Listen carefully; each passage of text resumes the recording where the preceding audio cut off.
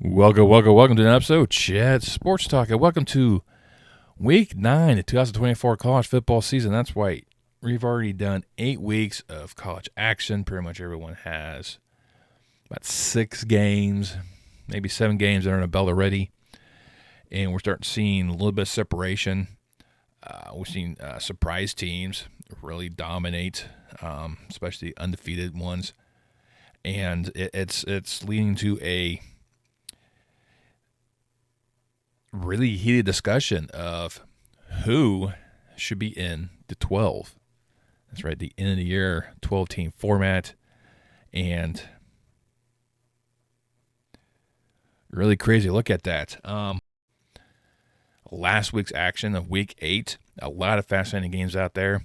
I picked 10 title games I thought would be interesting for Saturday. And I did extremely poor. I actually went 4-6. Now, I'm not going to cover every single one. One of the ones I do want to cover is that Nebraska-Indiana matchup. Indiana going in there undefeated. A lot of eyes are on them. And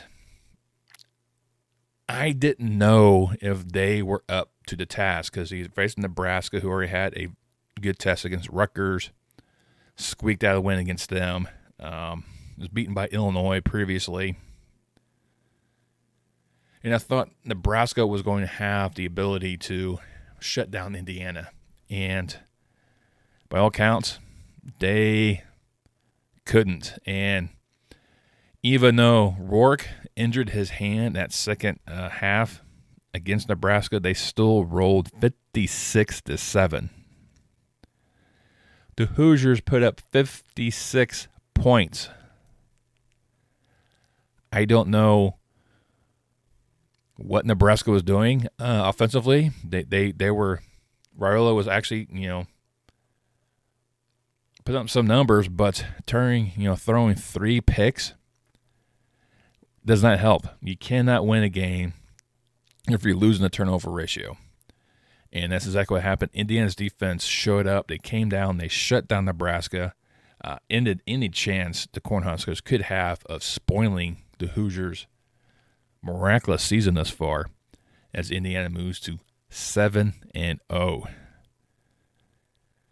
Illinois, Michigan. This one was a surprise for me.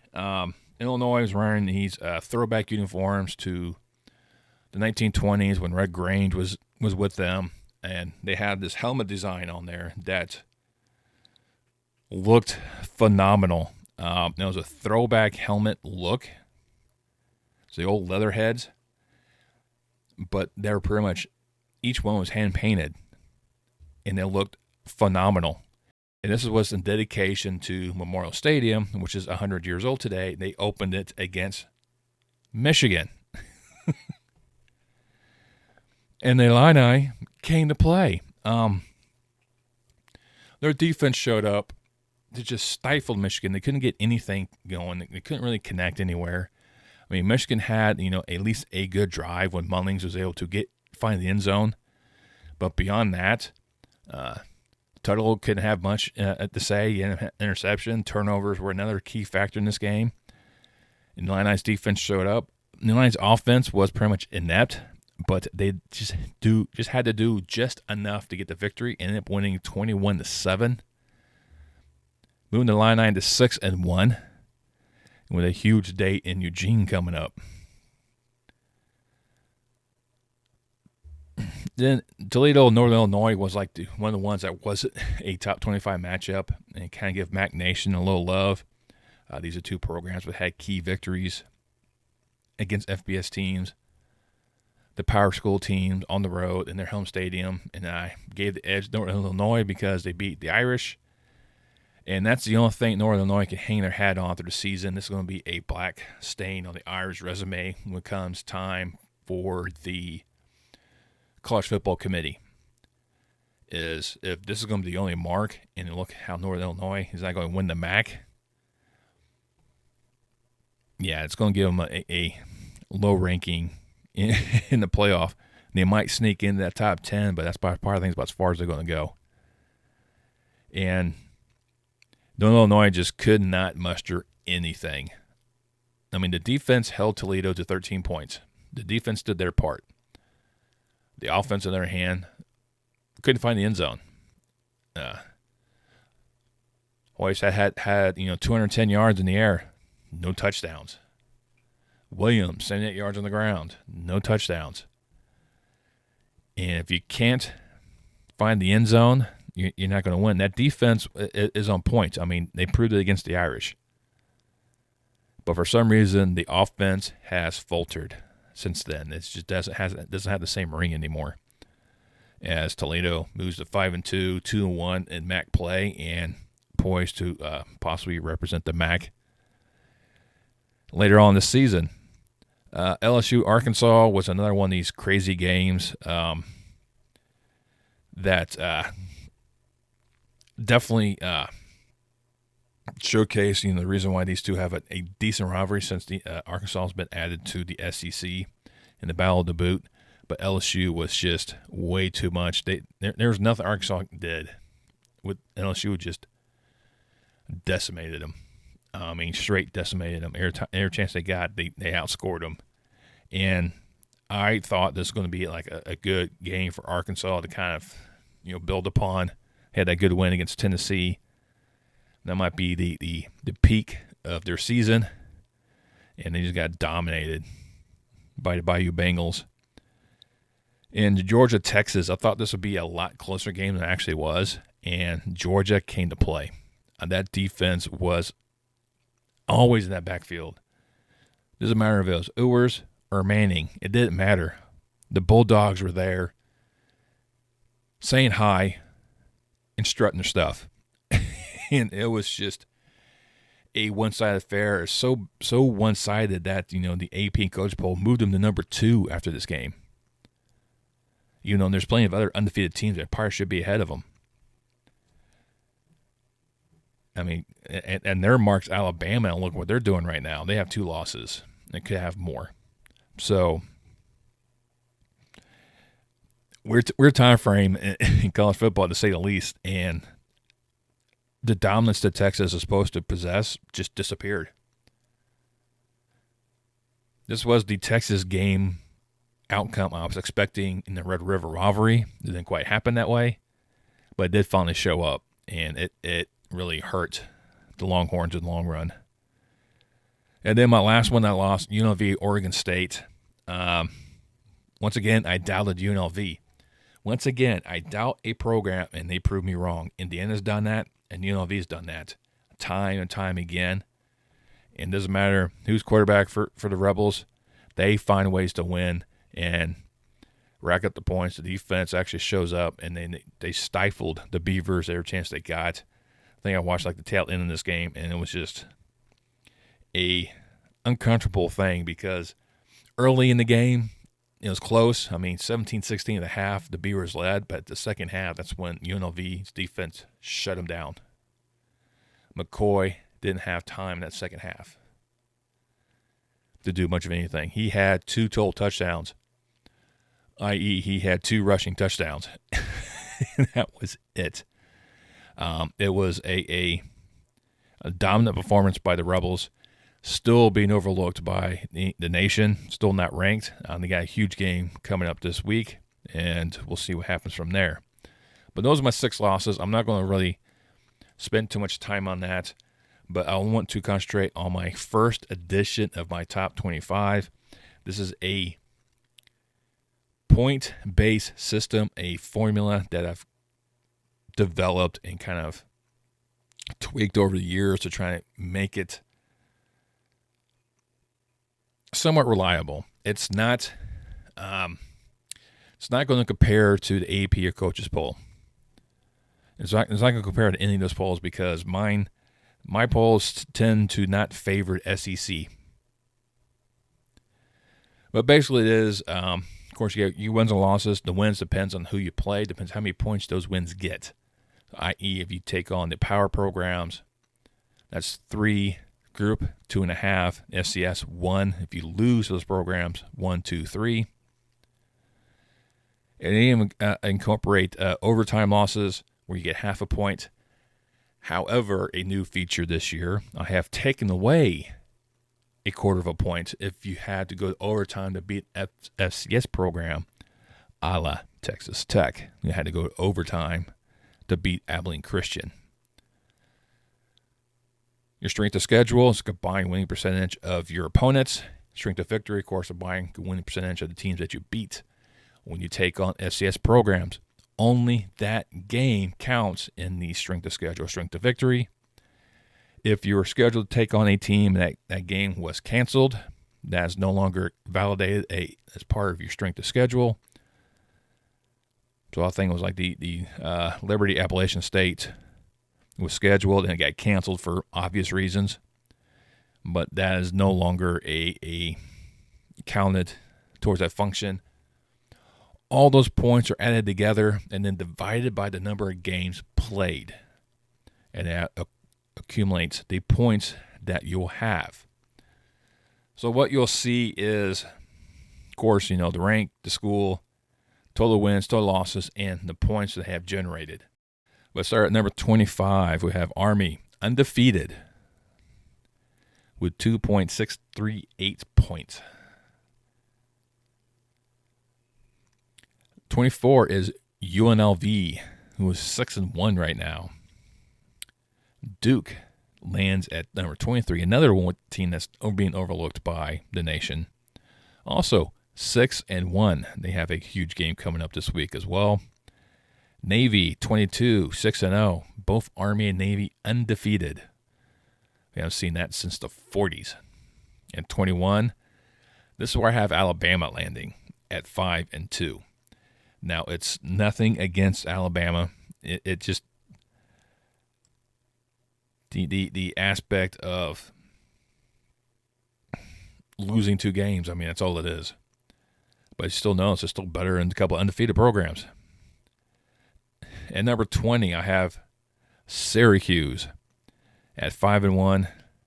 Mizzou comes in at number 19 at 6-1. Ohio State at 18 at 5-1. Tennessee comes in at 17, also at 6-1.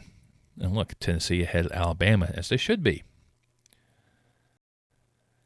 Now heading to 16, we'll go to SMU, who's sitting there at 6-1. Now, I know SMU that hasn't had a lot of praise either nationally, but at least they're ranked. I have the Illini at 15 at 6-1. Also, another program's kind of in the rankings, but probably won't be in there much longer. A&M goes in there at number 14, 6-1. LSU 13 at 6-1. K-State, number 12. Texas, number 11. Now we head to the top 10. At number 10, I do have Clemson. They have greatly improved since their debacle in Atlanta versus Georgia, where they just got obliterated. They made Georgia look like a national, the dominant team for the year until they lost to Alabama. But, they're checking all boxes right now, and they're moving, going through ACC play, and not finding much in terms of resistance. Above them, number 9, aforementioned Georgia.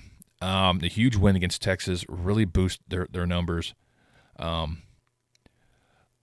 They do have other programs they got to worry about. They still got the Florida game, Tennessee, South Carolina. Already beat South Carolina, but Kentucky. So there's other matchups they have to worry about. That's probably could hamper them a bit, but we'll see what happens. Number 8, I have Notre Dame. Even though that NIU loss really kind of hampered them, but you're not going to those games they got coming up against Army and Navy has really boosted their strength of victory or strength of schedule because they have still 2 undefeated programs left. But we'll see how things kind of progress moving on, especially since they have one of those games coming up. Now, my top 7 are all undefeated programs. It's just how the points kind of dictate themselves. And this is not something you will find in any of the polls anyways, because I got Indiana at 7. Indiana's like way out there in the polls. We're not as far out as I really think, but I got them at 7. Pittsburgh, I have at 6. The Cardiac Cats still coming in there. The Hurricanes weekly blow in at number 5. The Cyclones of Iowa State. This is another one that people seem to be overlooking as well. They don't have a lot of national focus. I got them at 4. Penn State, I have at 3. BYU, I have at 2. And then number 1 is Oregon. I think there's no question about that one. Oregon's going to have another huge test coming up this week and more in that game moving forward. Let's just go ahead and dive into week number 9.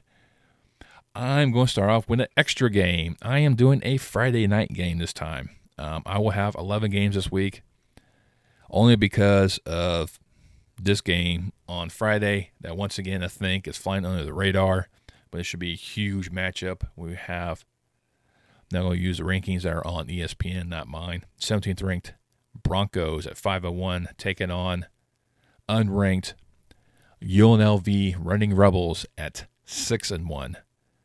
This is going to be a huge matchup between these two programs. Trying to find out which one is really going to elevate, and it's going to focus basically on Genty, who tends to be right now the front runner for possible Heisman winner. I mean, he has over 1,200 yards, 17 touchdowns. Can the Rebels contain him? That is going to be the issue right here. And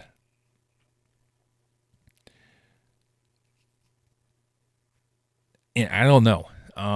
But UNLV is one of these teams that everyone continues to doubt, and he always seems to prove everyone wrong. Madison's also having a very productive year as well, over 1,200 yards passing, 12 TDs, 2 picks. I think that's going to change in this game. I think UNLV finds ways to generate turnovers. They find ways to disrupt the timing of a quarterback. They find ways to disrupt the running attack and plug the holes. The thing is, can they, contain Genty? I think they can limit his effectiveness. Maybe allow him to have, 90 yards and a touchdown. The thing is, can Boise State really go up there? Because if you look at their past, they're seeing what they did against Fresno State. 14 points. Syracuse outgunned them. Utah State racked up the points. Oregon State racked up the points. So fortunately, that defense is allowing the points to get scored, but their offense is also ensuring that they score as well. Quick, rapid succession. And Williams for the Rebels have done extremely well. Since he's been thrusted into that starting role, 10 TDs, only 2 picks. He's also got additional almost 400 yards on the ground with 4 additional touchdowns. So he's at that dual threat that Boise State has tried to contain, and I think Boise State can if you look at their defense. The only really tough game on their docket, well, 2 of them have been Oregon and Washington State. But right now, the odds are Boise State's favored by 2.5. ESPN Analytics has a 62% chance of victory. So everything points towards Boise State. And that's where I have the issue. I'm not doubting Boise State's potency and their probability of winning. And I don't know. UNLV has bitten me already this season for not picking them against a team I thought that, that could beat them, and they showed up. I have a feeling they're going to do the exact same thing here. I think UNLV is going to look at this and no one's giving them a chance. They're going to thrive on that, and they're going to go after Boise State, and I think that's not going to be talked about enough, but I'm going to pick UNLV in a surprise over Boise State. So back to our Saturday showdown, and we head off to Columbus as the 5-1 Buckeyes play host to 5-2 Cornhuskers of Nebraska. Now, Nebraska's got to try to rebound from that offensive disaster in Bloomington, and Ohio State's got to get over that upset loss in Eugene. That was a great game. Probably because the Oregon coach did something very intelligently. Because he threw a 12th man out on the field without calling timeout. Ohio State ran the play, got flagged for it. There was a mandatory runoff on there. In doing so, Ohio State didn't have enough time once they made the slide to call a timeout to kick a game-winning field goal. Big Ten changed the rules because of that. Now saying if they have that, the clock stops. So, I mean, that's probably the quickest rule change I think everyone's ever seen. But at the game coming up, Oregon's offense is just too powerful. I mean, the lowest they've done in the past 5 games, 31 points. And that's more than what Nebraska's been able to muster. The offense has been inept. I mean, they win against Northern Iowa. You can't really account too much for that one. I mean, they did score 34, but beyond that, there's nothing on Nebraska's resume that lets us know that they have something. It's the defense is the one that's going to have to step up, but good luck trying to contain Judkins and Howard and Smith. There's going to be too much Buckeyes. Analytics overwhelming in favor of the Buckeyes with 96%. The odds right now is 25.5 in favor of Ohio State. I don't think it's going to be quite that much. I think Nebraska might find ways to put more points on the board and keep it, at 24. But, yeah, I'm definitely 100% Ohio State.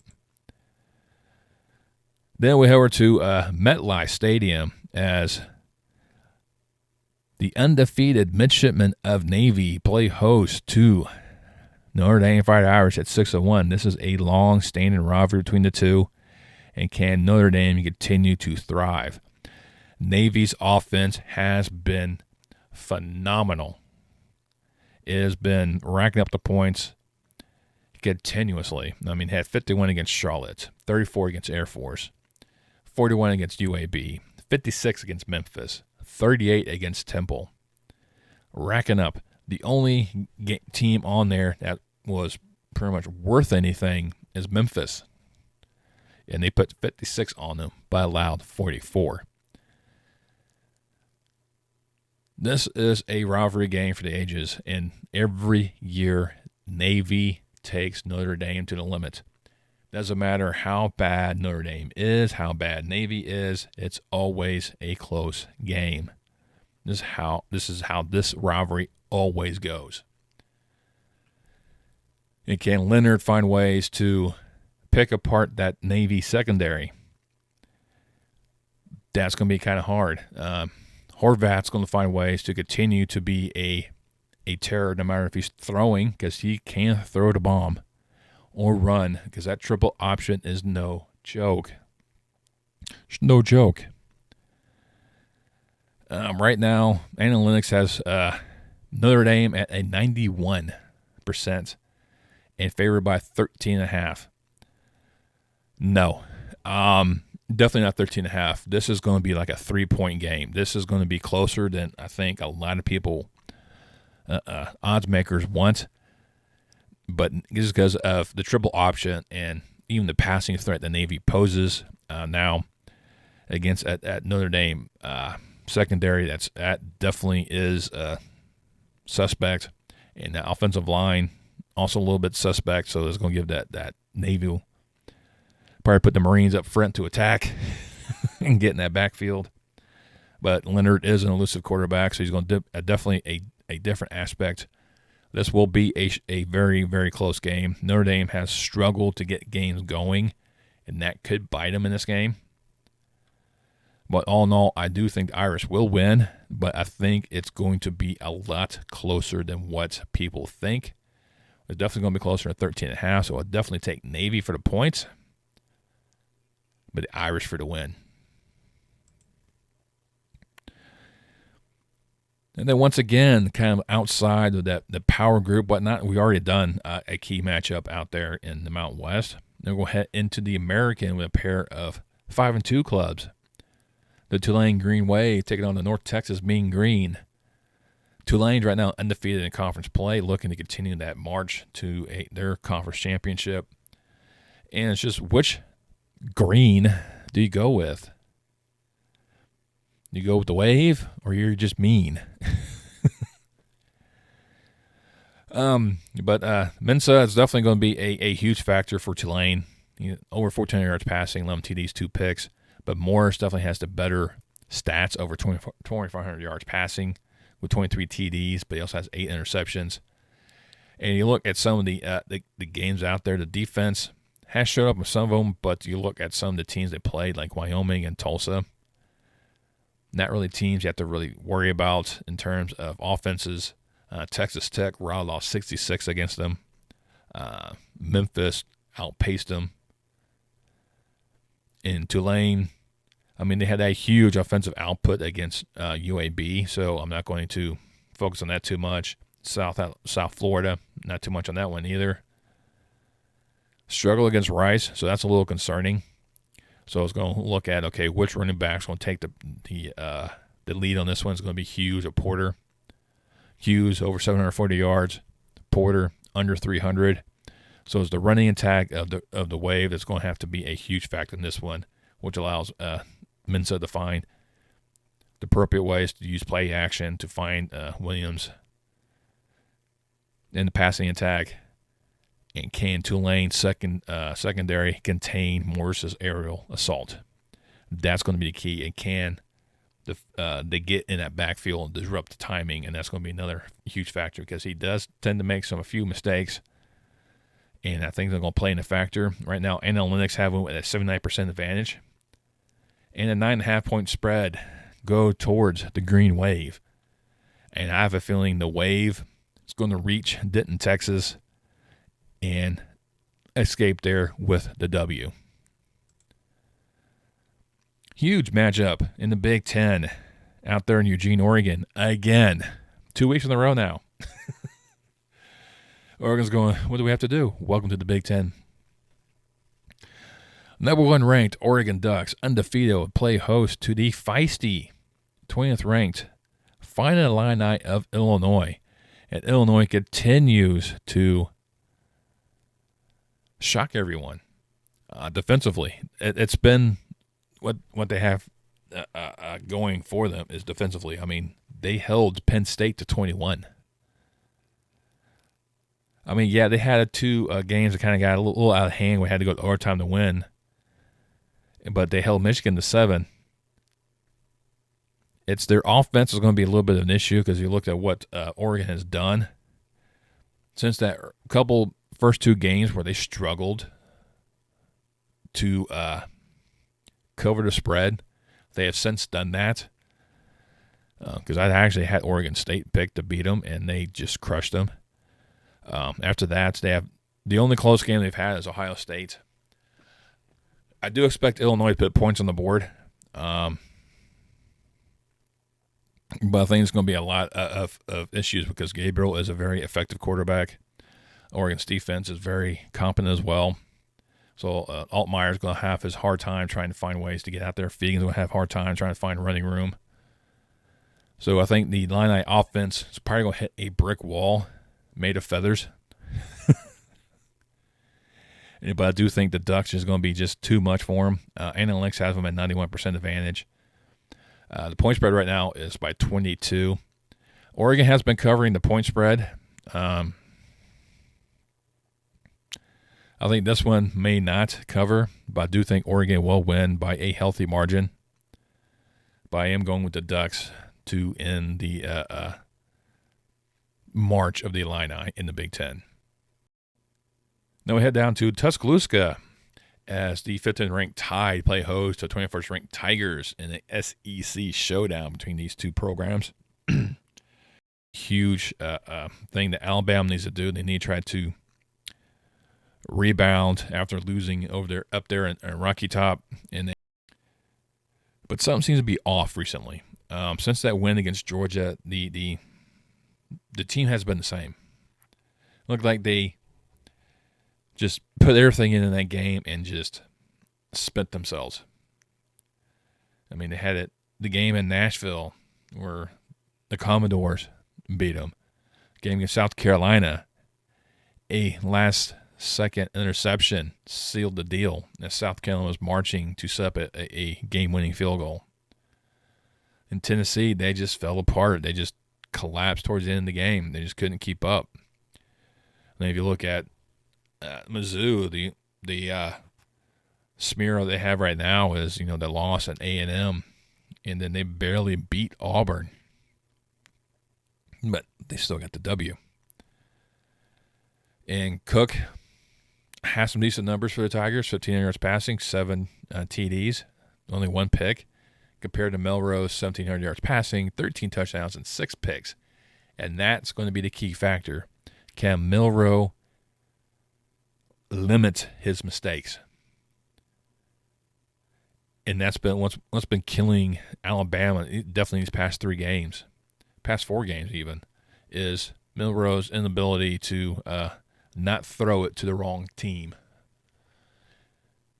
And they need to find ways to do that. They need to get Miller more involved in the rushing attack. I mean, he 400 yards, but only 5 touchdowns.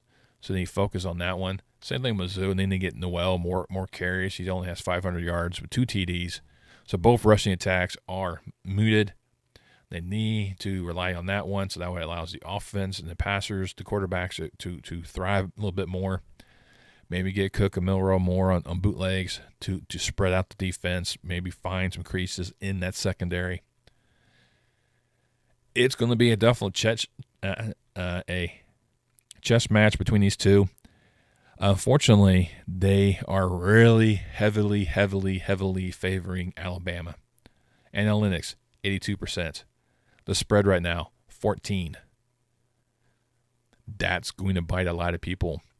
I will take Mizzou for the points. Mizzou is going to put up some numbers. Alabama's defense is definitely going to have to step up and probably carry this team. This is going to be like the South Carolina game. This is going to be like the Tennessee game. This is going to be like the Vanderbilt game. This is going to be a knockdown, drag-out fight. 2 guys going to octagon. Only one's escaping on his 2 feet because he's still conscious. This is how brutal this match is going to be. I do think Alabama will edge out of victory. I do think it's going to be like the South Carolina game where they win by 2 points. This is not going to increase the confidence in Alabama in the coaching, but should, give them a little hope that, okay, they became bowl eligible this year, so maybe, things start looking up. But I do think Alabama will squeak out with a win at home. Keeping it SEC, let's head up to Nashville, shall we? With the Commodores, ranked at number 25, playing host to 5th-ranked Longhorns after their utter decimation in the hands of Georgia. And could it be Ewers or Manning leading the Longhorns in this one? Ewers just looked out of sorts against Georgia. And Vanderbilt is going to bring it. Pavia has been a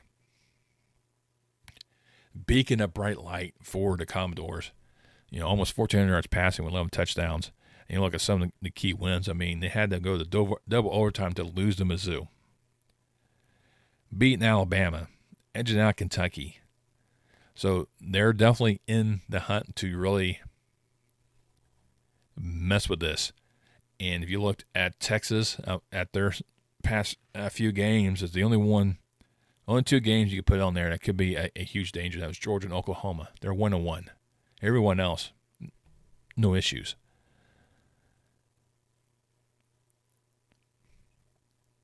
This Vanderbilt team is going to give them issues. Once again, everything is heavily favored on Longhorns. Almost 91%, or 90% even. 90.7, so take it as you may. Advantage in analytics. And a 19-point spread advantage. Once again, I'll take Vanderbilt for the points. because Vanderbilt's going to play him tough. Vanderbilt's defense has steadily gotten better. I mean, they let up 30, 36, and then 30, 35, but then 13, 14. So Texas is going to put up the points. Sorry, I said Alabama, so I'm looking at Alabama on the screen there. Texas is going to put up the points. There's no question about that one. But I don't think Texas defense can withstand Vanderbilt's offense. That's going to be the key factor. And which quarterback is going to lessen the turnovers? Ewers right now has more interceptions than Pavia. Manning's probably a little bit better aspect as well. So, looking at those key factors, I do think the Longhorns are going to escape Music City with a win, but I do think it's going to be far less than 19 points.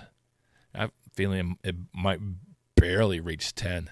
This is going to be one of these games where I think Texas is going to find themselves in a position where Vandy starts charging back and racking up the points, and Vandy's going to have another good loss. I mean, you want the W's, but having a good loss is also a very good thing as well. But they're going to come up short at home, and Texas will escape with a victory.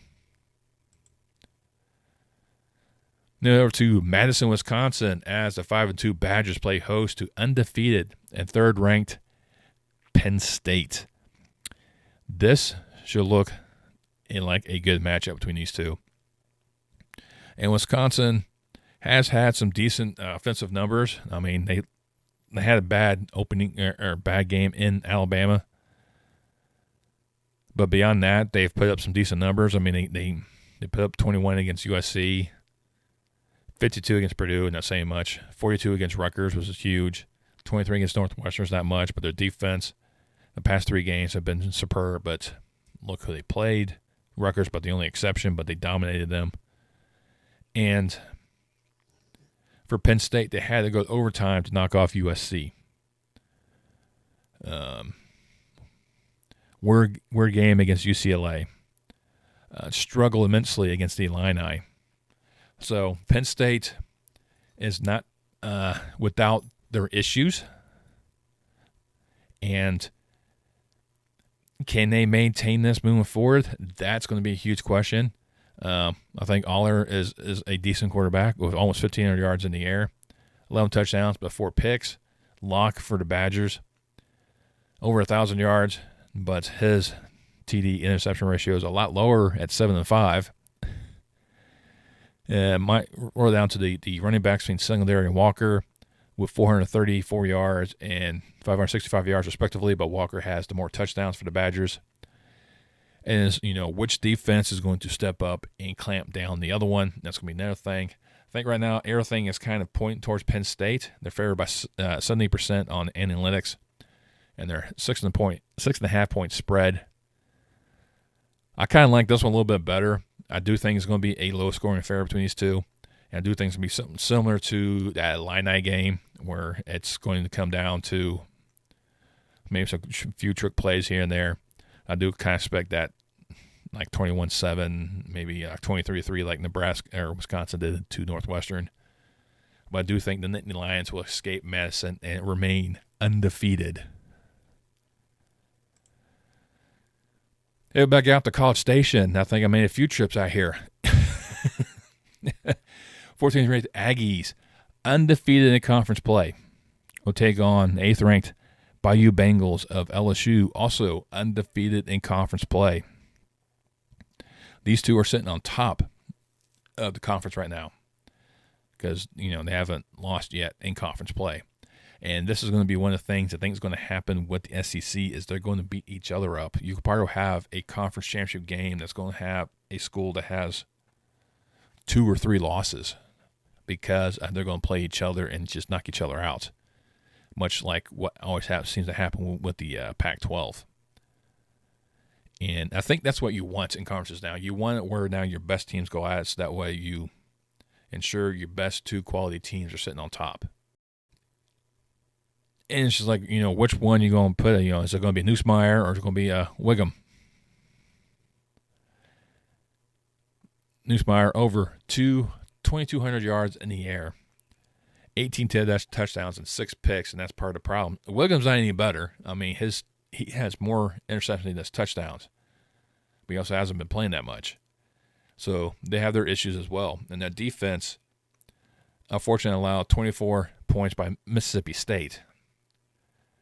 And LSU defense has been pretty much on point. So, the only two games on there that they struggled against was South Carolina and Ole Miss. They ended up winning both those games in the end. But A&M's defense is going to be one of the key factors because, Mississippi State's the outlier right now. They've not allowed more than 20 points until last week in the past 5 games, by the way. So that's what I was going to look at. These are the two teams, like I said, sitting on top of the SEC. And it's which defense is really going to step up. This is going to be a huge factor. Right now, analytics favors A&M at 53%, and the spread is in A&M's favor as well at 2.5. I do think this will be a very close game. I would not be surprised to be a 1 or 2 point advantage once again. Much like, LSU with, Ole Miss, South Carolina. A&M had a scare with Bowling Green the past 5 games. The game against Notre Dame's another good one you could throw out there. So they're trying to look at trying to overcome some of those games, and I think it's going to be that close matchup between the two. But I also like the Aggies at home because they've already lost once at home. I don't see them do that again. Possibly. So, taking the Aggies to knock off LSU at home. Then we head over to Durham, North Carolina, as 6-1 Duke play host to 22nd ranked 6-1 SMU. Duke, one of these teams that's flying under the radar once again. Still sitting pretty high in terms of ACC standings. I mean, beyond the 5 teams that are undefeated, I mean, Duke is right there. In a whole collection of 3 teams right there that all with 1 loss of conference play. And Duke's had some interesting matchups. They had that scare against North Carolina, which I knew was going to happen. They were just overmatched Florida State in that win. Couldn't do much against Georgia Tech, but I called them losing that game. For BYU, BYU, SMU. Wow. I called them to lose to BYU. That's what I was trying to get at. But even that was a close game. That was only by 3 in a high-scoring baseball game. And beyond that, I mean, the only scare they had was Louisville, and I called them to beat Louisville. So SMU is definitely one of the very unique aspect of the thing. Jennings is having a great year. With over 1,300 yards passing, 9 TDs, but 2 picks. Murphy, outstanding quarterback in his own right, with over 1,500 yards passing, 14 TDs, but 5 picks. And that's the little difference between the two. Rushing-wise, Smith has over 600 yards, 7 TDs, while Thomas has over 600 yards for 4 TDs. So the rushing attack is a little bit better for the Mustangs. The passing, a little bit more accurate with the Mustangs, and I think that's going to be a little bit. I think the Mustangs' defense is a little bit better than the Duke's, even though Duke has really not really coughed up that much points. I mean, most they've coughed up is 24 points in their 5-game stretch. So I think the Duke's defense is slightly better than SMU's, but I think SMU's offense is a great counterpoint to that one. Analytics has it 76% SMU. The spread is 11.5 in favor of the Mustangs. I'm going to temper expectations a bit. Once again, I'll take Duke for the points. And it seems to be a common theme this week, is taking the underdog for the points. But there's just too many variables to take into account. And even though I do like SMU in this game, and I still expect them to win this game, but I do think it's going to be less than the 11. I wouldn't surprise if it's like a 6-point spread, but Mustangs to win on the road. And we'll finish things up in the Rockies in Boulder, Colorado, as a 5-2. The Buffaloes take on the 5-2 Bearcats of Cincinnati. Another unique aspect in terms of these two programs, both of them had some potent wins against Arizona programs. Cincinnati, the nail biter against Arizona State, which I liked Arizona State in that matchup. And Colorado was just too much for Arizona. And both are kind of sitting in the middle of the pack in that Big 12. I mean, it's a BYU Iowa State league right now, but K-State, Tech, and these two programs, both only one loss in conference play, are knocking on the door as well. So there's still possibilities of a playoff berth of winning that championship and getting high enough place. Everyone's favorite receiver, a dual threat guy because he also plays defense. 600 yards, receiving, 6 touchdowns. It's a huge factor between these two. The Colorado's defense is what sets them apart over everyone else. And Cincinnati's find ways to quietly develop a team that's really put up there. The only mark in their past 5 games that's really going to hamper how people kind of perceive them is that game in Lubbock where they were just outpaced 44-41. But you see the same thing with Colorado with K-State where they got outpaced by them. They had to go to overtime to beat Baylor. They had to double up points against Central Florida. So their defense is there so often will kind of fall apart. And it's just knowing how to move your pieces correctly on that chessboard. Right now, analytics favor Colorado by 68%, and the spread has it Colorado at 4. I understand that. I mean, everything points towards the Buffaloes, and I get that aspect. But I think if you can disrupt the timing of Sanders with Hunter and all the other receivers that Colorado has, that's going to change the dynamics of the game. And Colorado has a hard time adapting to those type of changes. They're not able to run their game plan. That doesn't seem to work very well. They're going to find ways because the defense is going to stifle the Bearcats throughout this one. This one I'm actually uneasy with because I am taking Cincinnati to win on the road, but I know everything points towards Colorado, and I kind of like how Colorado is. But Cincinnati is just a feisty team that I look at them and it's like I can see them coming up there because their defense also, if you take away that Texas Tech in the past 5 games, it's been dominant. They have yet to allow more than 16 points. They even have a shutout on their record, of course, against Houston, so not much there. But looking at this one, I think Cincinnati just has just enough to sneak past. Ready to go. There's my picks. I know I went a little long-winded in explanation of some of these games, but once again, another unique weekend, a huge matchup between a pair of undefeated programs to really try and narrow this field down. Well, not actually not undefeated, but a lot of undefeated programs in very tight races kind of help narrow the field down, trying to eliminate teams from maybe conference championship contention. I mean, we're getting to that point now where we're trying to see the separation, and they'll start seeing the layers develop in the conference and see, okay, here's your core that's going to compete for the championship, and see if they can get that first round bye in the playoffs, and then who's going to end up winning in Atlanta. But, just let me know down below what you really think, which games you think I should have covered, which games I think I got completely wrong. A lot of them I did go with the received favorites, but there's a few of them out there I kind of threw out someone else just to kind of get a little different taste. Let's mix it up. It really helps out boost the algorithms of this this video and get it out to the masses more. If you like what I do, like my ramblings, go ahead, hit the thumbs up. I truly appreciate it. Another thing to do is subscribe. Now, maybe subscribe. Doesn't cost you anything. You hit that subscribe button, click that bell icon, you turn on notifications. Next time I post any more content on my channel.